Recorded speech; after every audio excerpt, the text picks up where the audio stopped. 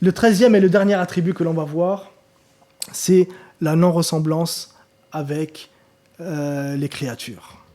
Verset du Coran. Donc, les 13 attributs que l'on a vus là, Omar, comme on l'a dit au début, il y a des preuves dans le Coran. Hein.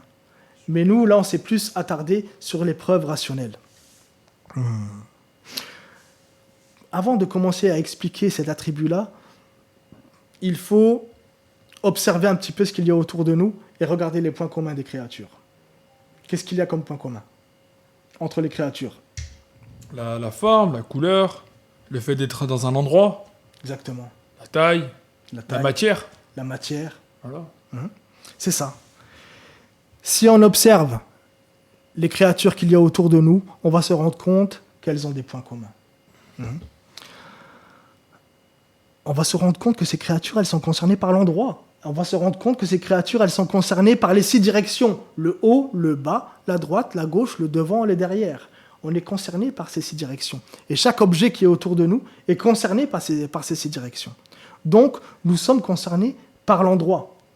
On est concerné par le temps. On est concerné par le temps. Le temps, c'est une créature. Le temps, c'est une créature. On est concerné par la longueur, comme tu l'as dit. On est concerné par la largeur. On est concerné par la profondeur. On est concerné par le mouvement ou l'immobilité. Soit on est en mouvement, soit on est en immobilité. On est concerné par le volume, on est concerné par les 6 directions, comme on a dit. On est concerné par le contact et la séparation. Et la première des créatures, c'est l'eau. La première des créatures, c'est l'eau. Et lorsque l'eau est entrée en existence, alors l'endroit est entré en existence parce que l'eau prend un espace. Donc l'espace est entré en existence et en même temps le temps est entré en existence. Donc ce sont des créatures. Ce sont des créatures. Le temps est une créature. Ainsi que l'espace. Donc pareil pour le contact et la séparation. Ça, ce sont les attributs des créatures. La couleur, le goût, les odeurs, l'image et les formes. Tout cela, quand on remarque les créatures, on remarque que ces créatures-là, elles ont ces points communs-là. Et bien ces choses-là, il faut ne pas les attribuer à Allah Ta'ala. Car Allah Ta'ala ne ressemble pas à ces créatures. Donc du coup, Allah Ta'ala n'est pas concerné par l'endroit, ne dépend pas du temps. Allah Ta'ala n'est pas concerné par la longueur, la largeur et les profondeurs et tout ce que l'on vient de dire par rapport aux attributs des créatures. Et une fois qu'on a compris cela, on a compris une chose qui est vraiment très importante. Donc toutes ces choses-là qui sont les attributs des créatures, on ne doit pas les attribuer au Créateur. Et on en a fini avec les 13 attributs. Donc c'est une connaissance qui est vraiment très importante à acquérir pour la personne. Dans la vie d'une personne, on va apprendre des choses, n'est-ce pas ? On va apprendre des choses. Il se peut qu'il y ait certaines personnes qui vont apprendre des choses dans le domaine de l'architecture ou dans le domaine de la chirurgie ou dans des domaines vraiment très complexes qui peuvent servir à des gens ou dans le domaine de la mécanique ou dans d'autres domaines. Mais la meilleure des sciences, le meilleur des savoirs que tu puisses acquérir tout au long de ta vie, c'est sur le tawhid, ce que l'on vient de voir là. Il faut prendre un instant dans sa vie pour s'asseoir, écouter les 13 attributs, bien les comprendre, bien les réviser. Et ce sont des sujets qui sont très vastes. Là, ça fait quoi, un quart d'heure, 20 minutes qu'on en parle. Mais c'est vraiment un résumé du résumé. D'accord ? Ce sont des sujets que les savants musulmans, ils ont vraiment approfondis. Ils ont écrit des livres dessus. Donc, ce sont des sujets qu'il faut bien maîtriser. Il faut bien maîtriser pour ne pas avoir des mauvaises suggestions. Des fois, il se peut que le shaitan nous lance des mauvaises suggestions. Et une personne qui a appris ces 13 attributs-là, il va balayer cela d'un revers de main.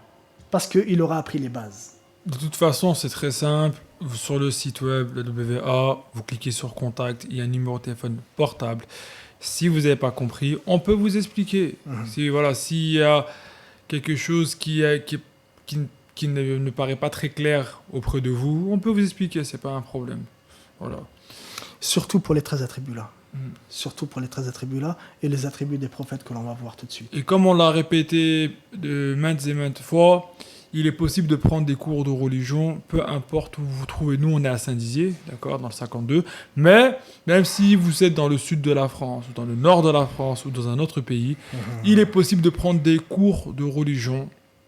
Voilà, et pour cela, encore une fois, il faut nous contacter pour qu'on vous puisse vous rediriger vers des gens qui vont vous enseigner la religion de manière conforme à ce qu'elle a été révélée. Cela nous mène aux attributs des prophètes.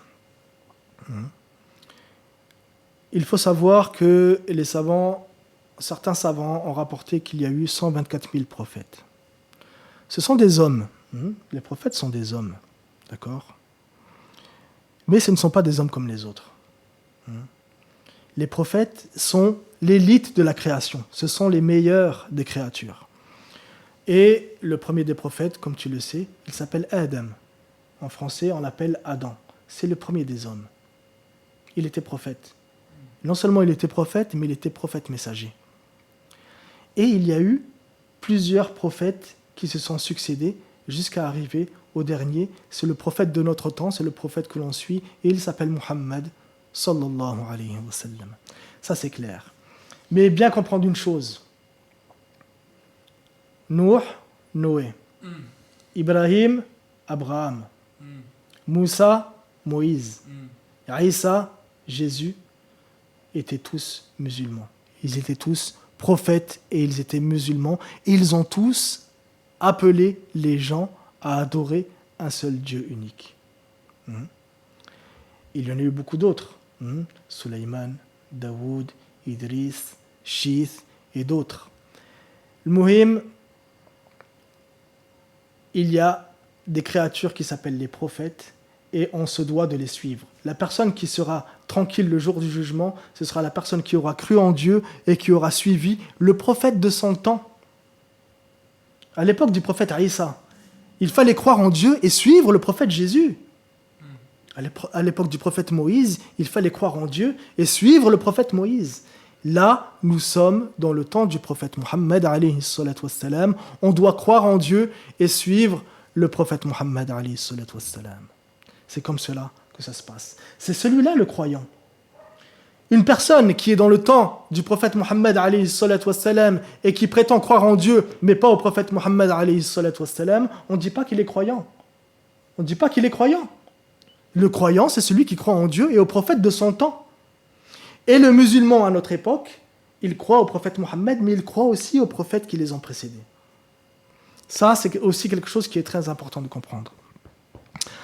Ça va, Omar, c'est bon ça? Très bien. Ok. Et ces prophètes-là, ils ont des caractéristiques. Ils sont véridiques. Ça veut dire quoi, véridique? Il dit tout le temps la vérité. Il ne ment jamais. Voilà, c'est ça. Quelqu'un qui est véridique, il dit tout le temps la vérité. Et c'est sur eux que l'on doit prendre exemple. Même pour plaisanter, même à tes enfants, tu dois leur dire la vérité. Il faut qu'on habitue notre bouche à tout le temps dire la vérité. Même le 1er avril. Après, s'il y a une question que tu ne veux pas répondre, tu peux dire par exemple, je ne te réponds pas à cette question. Tu peux dire ça, au lieu de dire un mensonge. Tu peux dire ça. Donc, les prophètes sont nos exemples. Et le prophète Mohammed alayhi salatu wassalam est notre exemple. Et les prophètes sont tous véridiques. Ça, ce sont des règles que l'on va voir. Et ça va servir, ces règles-là vont nous servir pour dissocier le vrai du faux. Une fois que la personne elle a bien compris ces règles-là, elle va savoir ce qui est vrai de ce qui est faux. Donc, les prophètes sont véridiques. Les prophètes sont tous beaux. Physiquement, ils sont beaux. Allah Ta'ala a voulu que les prophètes soient beaux, c'est comme cela. Et ils sont extrêmement beaux. De toute manière, la mission des prophètes, c'est d'appeler les gens à l'islam. Et on comprend très bien la sagesse que les prophètes soient beaux.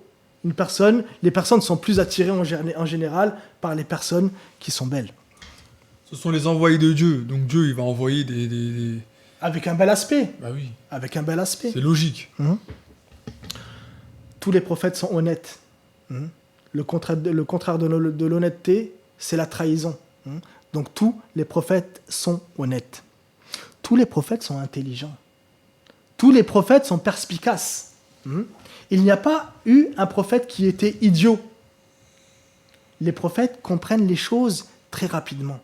Ils sont extrêmement intelligents. Tous les prophètes sont courageux. Ils ont l'attribut qu'on appelle le courage. Le contraire du courage, c'est la lâcheté. C'est ça, Omar. Donc, tous les prophètes sont courageux. Donc, il leur est impossible pour eux le mensonge, la trahison, la bassesse ou des maladies qui sont repoussantes.